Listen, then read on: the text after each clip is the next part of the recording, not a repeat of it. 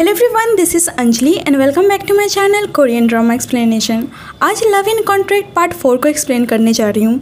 अगर आपने इसके पहले के पार्ट्स नहीं देखे हैं तो आप सभी से रिक्वेस्ट है कि प्लीज़ पहले आप जाकर उसको देख लीजिए। वो मेरे चैनल के आई बटन में मिल जाएगा और मैं इसका लिंक डिस्क्रिप्शन में प्रोवाइड कर दूँगी।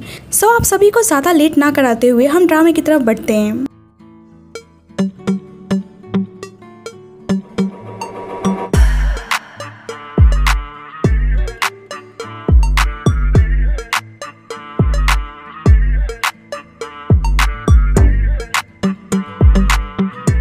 लव इन कॉन्ट्रैक्ट पार्ट 4 की शुरुआत में हम देखते हैं सेंगविन जिहो से मिलने उसके अपार्टमेंट में आई होती है, लेकिन अचानक से उसका मूड चेंज हो जाता है और वो लिफ्ट का बटन दबा देती है और लिफ्ट का डोर जैसे ही खुलता है वो सामने जिहो और हेजिन दोनों को देखती है और उन दोनों को देखकर शॉक्ड हो जाती है।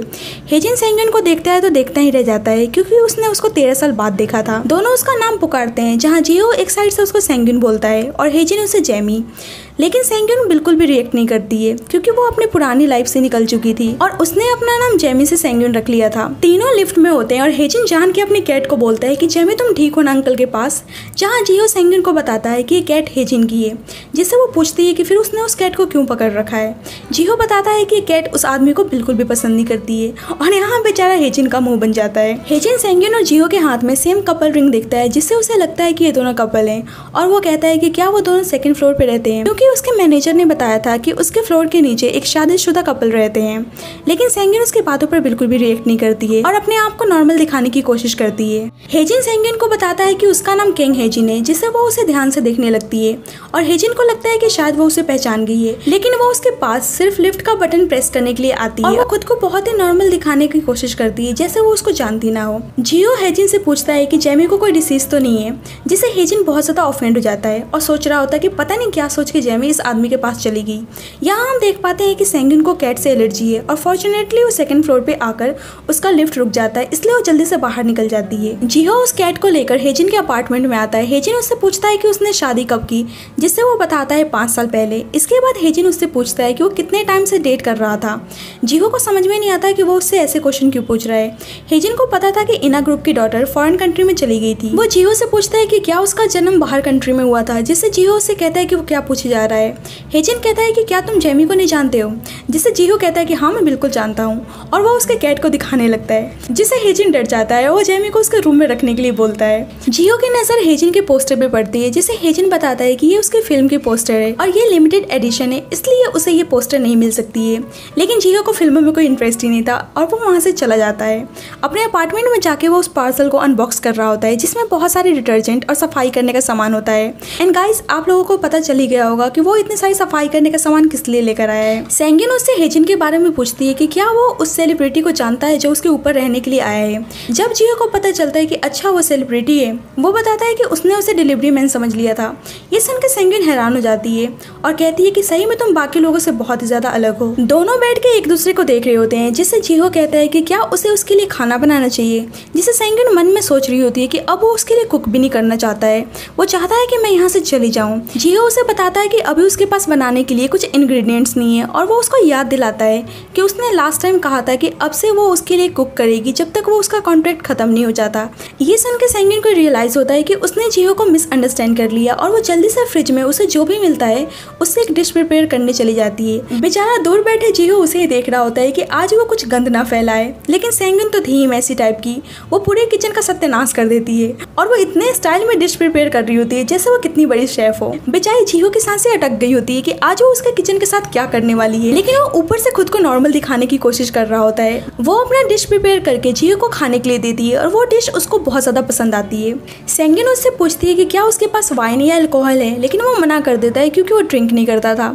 लेकिन वो बताता है कि उसके पास विस्की चॉकलेट है। ये सुनकर सेंगविन को समझ में नहीं आता है कि विस्की चॉकलेट क्या भला है।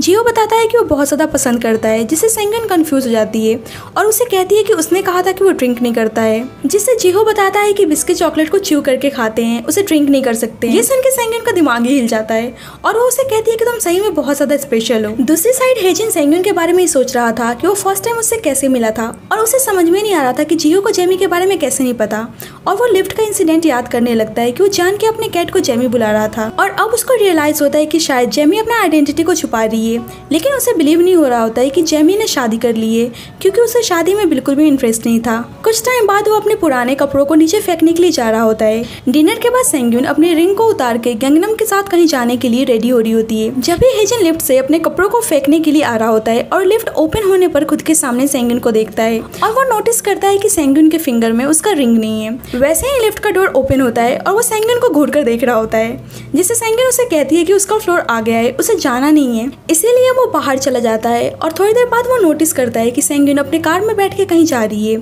दूसरी साइड जियो अपने रिलेटिव और किसी औरत के बारे में सोच रहा होता है और वो बहुत ज्यादा फ्रस्ट्रेट हो जाता है और वो नोटिस करता है कि फिर से सेंग्यून ने उसके किचन की हालत खराब कर रखी है। वो सोचता है कि उसे क्या करना चाहिए जिससे वो सेंग्यून को खाना बनाने से रोक सके। बाद में सेंग्यून को एक क्लब में देखते हैं जहाँ वो गोंगनम के साथ डांस कर रही होती है, लेकिन गोंगनम कहीं चला जाता है जिससे वो अकेले डांस करने लगती है। और जब भी उसके पास कुछ लड़के आते हैं और उसे परेशान करने लगते हैं, जिससे सेंग्यून उनकी फुल स्टाइल में ढंग से उनकी पिटाई करती है, लेकिन अचानक से उसकी हिल टूट जाती है और जिससे वो लड़के उस पर हावी होने लगते हैं। जब भी जियो वहाँ पे एंट्री मारता है और वो लड़कों की ढंग से पिटाई करता है। यहाँ उसके मूव्स कमाल के होते हैं और वो बुरी तरीके से सबको मारता है और उसका ऐसा अवतार देखकर सेंग्यून बिल्कुल शॉक्ड हो जाती है। जियो उसके पास प्यार से आके बैठ जाता है और उसको सैंडल पहनाता है और कहता है, हनी मुझे भूख लगी है, चलो डिनर के लिए चलते हैं। ये सुनकर तो सेंग्यून बहुत ही शॉक्ड हो जाती है, लेकिन गाइस वेट ये सब बस सेंग्यून का सपना होता है और वो सपने में ही गंगनम का पैंट खींच रही होती है एंड दैट वाज हिलेरियस, जिससे गंगनम उसका मजाक बनाता है और उसको कहता है कि वो सपनों से बाहर आ जाए। सेंग्यून पूछती है कि क्या वो सही में जियो को लाइक करती है, लेकिन गंगनम को तो पहले से ही पता था। दूसरी साइड हेजिन उदास लेटा हुआ होता है और उसका मन नहीं लग रहा था और बाद में वो कहीं बाहर जा रहा होता है। जब भी वो बेसमेंट में नोटिस करता है कि जेमी की कार नहीं है, इसका मतलब उसको लगता है कि वो पूरी रात बाहर थी। और यहाँ हम देख पाते हैं कि वो आइस पैक लगाए हुए बाहर आ गया था और बहुत ही ज़्यादा फनी दिख रहा था। और इसके बाद वो जियो के कार के अंदर देखने लगता है और जब भी वहाँ पे जियो आता है और अगेन उस बेचारे के लिए एक एम्बैरेसिंग मोमेंट हो जाता है। वो जियो से उसके वाइफ के बारे में पूछता है, लेकिन जियो उसकी बातों को अनसुना करके वहाँ से चला जाता है। मीनवाइल हम मिस मीहो को देखते हैं जो मिस्टर चॉय को सॉरी लिखती है और वो कहती है कि उनका अकाउंट सेंग्यून को दे दिया जाए और वो खुद को मारने के लिए सुसाइड करने जा रही होती है जब भी उसके पास किसी की कॉल आती है। और थोड़ी देर बाद हम उन्हें हेजिन के ब्रदर के साथ देखते हैं। यहाँ हेजिन के भाई को बिल्कुल भी याद नहीं था कि मिस मीहो सेंग्यून को अपने साथ लेकर गैंगजिन ग्रुप के मेंबर से मिलाने के लिए आई थी।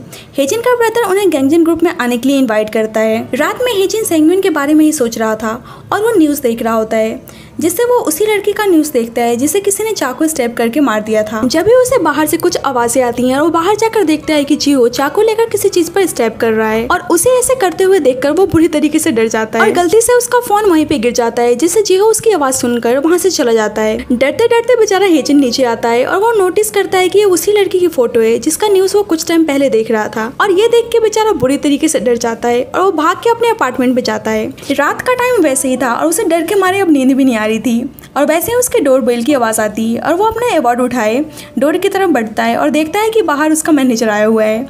नेक्स्ट डे वो अपने मैनेजर से उस मर्डर केस के बारे में बात कर रहा होता है और उसे बहुत ही ज़्यादा टेंशन में देखते हैं। जियो सेंग्यून के बारे में ही सोच रहा था कि वो फर्स्ट टाइम कैसे मिले थे और उसको याद आता है कि सेंग्यून का विश था कि वो किसी फॉरेन कंट्री में जाना चाहती है जहाँ उसे कोई नहीं जानता हो और जहाँ वो अपने प्यार से मिल सके। सेंग्यून ने जियो को ये सब बताया था, लेकिन सेंग्यून को शायद याद नहीं था। जियो सेंग्यून के लिए फील करता था, लेकिन शायद उसे खुद भी पता नहीं था कि वो सेंग्यून के लिए कितना प्रोटेक्टिव है।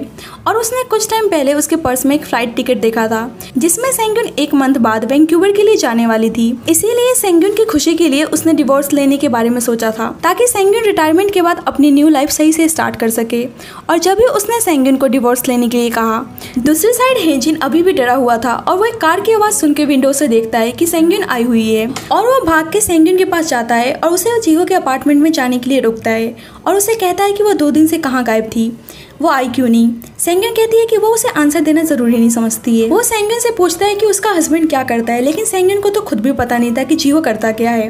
हेजिन बताता है कि उसने उसके हस्बैंड को पिछली रात कुछ करते हुए देखा। सेंग्यून को समझ में नहीं आ रहा होता है कि वो क्या कहना चाह रहा है। वो बताता है कि उसका हस्बैंड नॉर्मल नहीं है, लेकिन सेंग्यून का नाटक स्टार्ट हो जाता है और वो कहती है कि वो उसके हस्बैंड के बारे में कैसे बकवास कर सकता है और वो उसे सुनाने लगती है और जियो का डोर ओपन करके अंदर चली जाती है और वो अपने साथ कुछ वेजिटेबल्स लेकर आई होती है, लेकिन जियो जियो उसे इंस्टेंट फूड प्रिपेयर करने के लिए कहता है और वो उसके लिए डिश प्रिपेयर करके लाती है और बेचारे जियो की नज़र फिर से अपने किचन पे पड़ती है और आज भी उसने उसके किचन को तहस नहस कर दिया था, जिससे जियो को रियलाइज होता है कि इंस्टेंट फूड भी उसके किचन को नहीं बचा सकता है। उसे अपने किचन की ऐसी हालत देखकर उसके गले से खाना उतर नहीं रहा था। सेंगिन को हेजिन की बातें याद आती है और वो उससे पूछती है कि वो कल रात क्या कर रहा था और उसके बारे में पूछने लगती है कि वो क्या करता है। वो उसे बताती है कि जो उसके ऊपर वाले फ्लोर पे रहने आया है उसको लगता है कि हम दोनों स्ट्रेंज है, इसीलिए वो जियो से उसके बारे में सब कुछ जानना चाहती थी। लेकिन जियो उसे कुछ नहीं बताता है और कहता है कि कुछ दिन बाद वैसे भी उन दोनों का डिवोर्स होने वाला है, तो वो हम दोनों को आगे से साथ भी नहीं देखने वाला है और बाय चांस अगर सिचुएशन कॉम्प्लिकेटेड हो जाएगी तो वो जैसे चाहे उसके बारे में एक्सप्लेन कर सकती है, उसको कोई भी प्रॉब्लम नहीं है। ये सुन के सेंगिन का दिल टूट जाता है और उसको रियलाइज हो जाता है कि जियो को उसमें कोई भी इंटरेस्ट नहीं है और वो उसे कहती है कि जब वो डिनर करने आएगी वो उनका लास्ट डिनर होगा और वो हमेशा की तरह उस दिन भी चुपचाप डिनर करेंगे और एक दूसरे को फेयरवेल नॉर्मल गुड बाय से करेंगे। वो बताती है कि वो उसका सबसे बेस्ट क्लाइंट है और जियो उसकी खुशी के लिए उसकी बातों से सहमत हो जाता है। बाद में हेजिन देखता है कि सेंगिन फिर से वहाँ से जा रही है और उसे बहुत ज्यादा सस्पिशियस फील होता है। नेक्स्ट डे वो अपने शूट पे सोच रहा होता है कि एक तो हस्बैंड फुल साइको है और उसकी वाइफ पूरी रात गायब रहती है और वैसे ही उसका मैनेजर उसके पास आता है और उसकी आईज के नीचे डार्क सर्कल देख के शॉक्ड हो जाता है। हेजिन उसे बताता है कि उसकी जेमी उसे मिल गई है, जिससे मैनेजर चिल्लाकर बोलता है कि तुम्हारी फर्स्ट स्लिप मिल गई। हेजिन कहता है कि और चिल्लाकर बोलो ताकि पेपराजी को उसके बारे में पता चल जाए और उनको एक और न्यूज मिल जाए। जब नेक्स्ट डे सेंगिन जियो के पास डिनर करने के लिए आती है तो वो जानबूझ के सेंगिन के पीछे आता है और उससे बात करने की कोशिश करता है, लेकिन सेंगिन उसे सुनाकर लिफ्ट से बाहर चली जाती है, जिससे हेजिन को बुरा लगता है कि जेमी को उसके बारे में कुछ याद भी नहीं है जबकि वो पहले मिल चुके हैं और वो सोचता है कि मैं क्या कर रहा हूँ, ये उन दोनों के आपस का मामला है, उसे टेंशन लेने की क्या जरूरत है।